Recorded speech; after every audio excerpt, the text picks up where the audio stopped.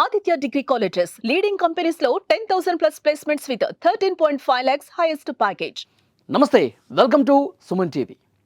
ముఖ్యమంత్రి చంద్రబాబు నాయుడు గారు తన స్టైల్ని మార్చారండి. ఈ ఫోటో చూస్తే మీకు అర్థమవుతుంది. అంటే పేద మధ్యతరగతి ప్రజలతో మమేకమవుతున్నారు చంద్రబాబు నాయుడు గారు. ప్రతి నెల 1వ తారీఖు పింఛన్ల పంపిణీ కార్యక్రమంలో రాష్ట్రంలో ఏదో మూలకు వెళ్తున్నారు. అన్ని వర్గాల ప్రజలను కూడా ఆయన కదిలిస్తున్న పరిస్థితి ఉంది. నిన్న 1వ తారీఖున ఆయన ఆటోలో ప్రయాణం చేసి పింఛన్లు పంపిణీ చేయడానికి ఒక ఫ్యామిలీ దగ్గరికి వెళ్ళారు. ముందుగా ఈ ఆటో డ్రైవర్ ఫ్యామిలీకి వెళ్ళి కలిసిన తర్వాత ఆ ఫ్యామిలీతో మాట్లాడారు. తర్వాత అతన్నే బాడుకొస్తావా, నేను ఒక దగ్గర పింఛన్లకు పంపిణీ చేయడానికి వెళ్ళాలంటే, అంతకంటే అదృష్టమా సార్, ప్లీజ్ రండి అని చెప్పి అతను తీసుకెళ్లాడు. అతని ఆటోలోనే 2 కిలోమీటర్లు ప్రయాణం చేసి ఈ ప్రయాణంలో కూడా అతని విషయాలు ఇంకా తెలుసుకున్నారు, కుటుంబ పరిస్థితిని కూడా తెలుసుకున్నారు.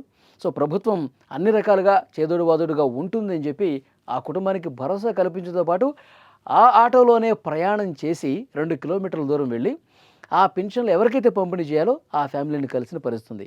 సో ఇక్కడ చంద్రబాబు నాయుడు గారు గతంలో ఎప్పుడూ లేనట్లుగా కింది స్థాయిలో ఉన్నటువంటి ప్రజలతో మమేకమవుతున్నారు. గతంలో కూడా మనం చూసాం, ఒక డైరెక్ట్గా పూరి గుడిచి లోపలికి వెళ్ళారు.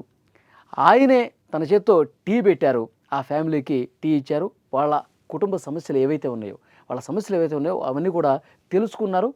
ఆ సమస్యల పరిష్కారం కోసం ప్రభుత్వం ఎప్పుడు కూడా మీకు అండగా ఉంటుందని చెప్పి వారికి భరోసా ఇచ్చారు. తర్వాత ఒక చెప్పులు కుట్టుకునే వ్యక్తి దగ్గరికి వెళ్ళారు, అక్కడ కూర్చున్నారు. సో అతను ఎట్లా ఉంటుందో అతని పరిస్థితి తెలుసుకున్నారు, అతని కుటుంబ సమస్యలు తెలుసుకున్నారు. తర్వాత ప్రభుత్వం నుంచి మీ సంక్షేమ కార్యక్రమాలు వస్తున్నాయో లేదో తెలుసుకున్నారు.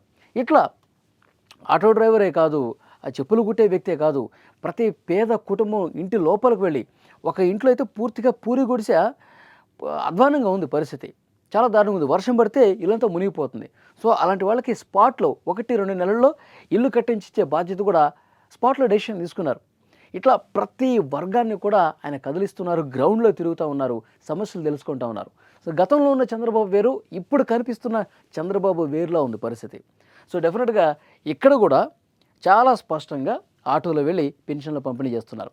1వ తారీఖు వచ్చిందంటే ఆయన ఏ జిల్లాలో పర్యటిస్తారు, ఏ ఫ్యామిలీని కలుస్తారో కూడా అప్పటి వరకు తెలియదు. ఆన్ ది స్పాట్ డెసిషన్ తీసుకున్నారు, పలానా వ్యక్తిని మనం కలవాలి, పలానా ఫ్యామిలీని మనం కలవాలి, పెన్షన్ వాళ్ళకి అందజేయాలి అని ఆయనే నిర్ణయం తీసుకొని ఇట్లా గ్రౌండ్ లెవెల్లో పర్యటిస్తున్న పరిస్థితి చాలా స్పష్టంగా కనిపిస్తుంది. సంక్షేమ కార్యక్రమాల గురించి ఒక్కసారి మనం మాట్లాడుకుంటే, కూటమి ప్రభుత్వం వచ్చిన తర్వాత దాదాపు అన్ని ఆ సూపర్ 6 హామీలు ఏవైతే ఉన్నాయో ఆల్మోస్ట్ 90% అమలైన పరిస్థితుంది. ఇక్కడ పెన్షన్లు ప్రతి నెల కూడా 4,000 ఇస్తూ ఉన్నారు. తప్పకుండా 1వ తారీఖు వచ్చిందంటే డెఫినెట్గా వాళ్ళకి పెన్షన్ల పంపిణీ కార్యక్రమం జరిగిపోతుంది. అక్కడ లోకల్గా వాళ్ళ ఎమ్మెల్యేలు కావచ్చు, మంత్రులు కావచ్చు, వాళ్ళందరూ కూడా ఇళ్లకు వెళ్ళి మరీ ఇస్తూ ఉన్నారు, కొన్ని ఫ్యామిలీస్ని సెలెక్ట్ చేసుకొని. సో డెఫినెట్గా పెన్షన్లు అనేవి వస్తూ ఉన్నాయి. తర్వాత వితంతు పెన్షన్లు కావచ్చు, తర్వాత అంగవైకల్యంతో బాధపడుతున్నటువంటి పెన్షన్లు కావచ్చు, అన్నీ కూడా సక్రమంగా వచ్చేస్తున్నాయి పెన్షన్లు. రెండోది, ఈరోజు ఆగస్టు 2వ తారీఖు, ఆగస్టు 2న అన్నదాత సుఖీభవ పథకం ఈరోజు ప్రారంభమవుతుంది. అన్నదాత సుఖీభవం వాళ్ళు కూటమి అధికారంలోకి వస్తే వాళ్ళు ఆ కూటమి పార్టీలు అని కూడా ఒక హామీ ఇచ్చాయి.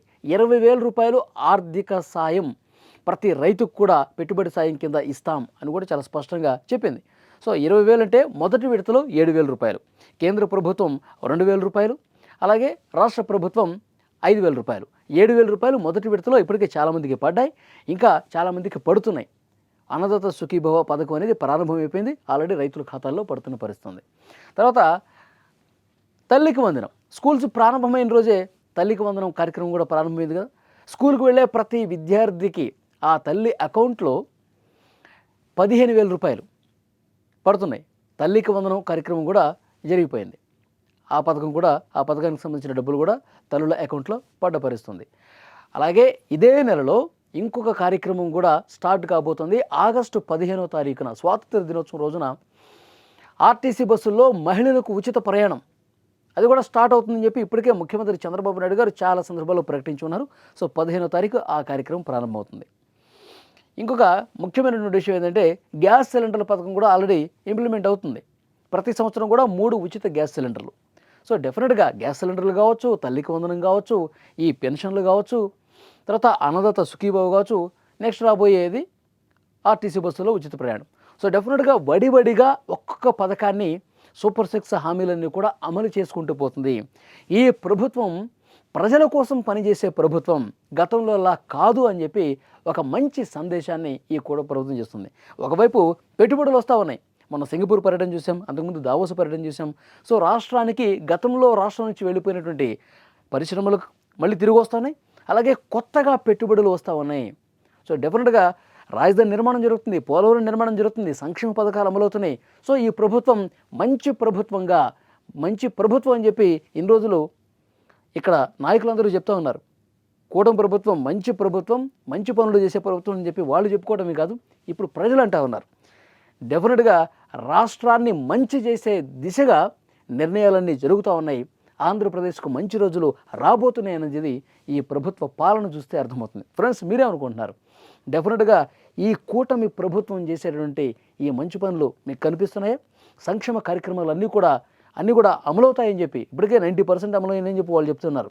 100% అమలవుతాయి అన్న నమ్మకం మీకుందా? రాష్ట్ర ప్రగతి ఈ కూటమి ప్రభుత్వంతో ముందుకు పోతుందని చెప్పి మీరేమైనా భావిస్తున్నారా? Please comment.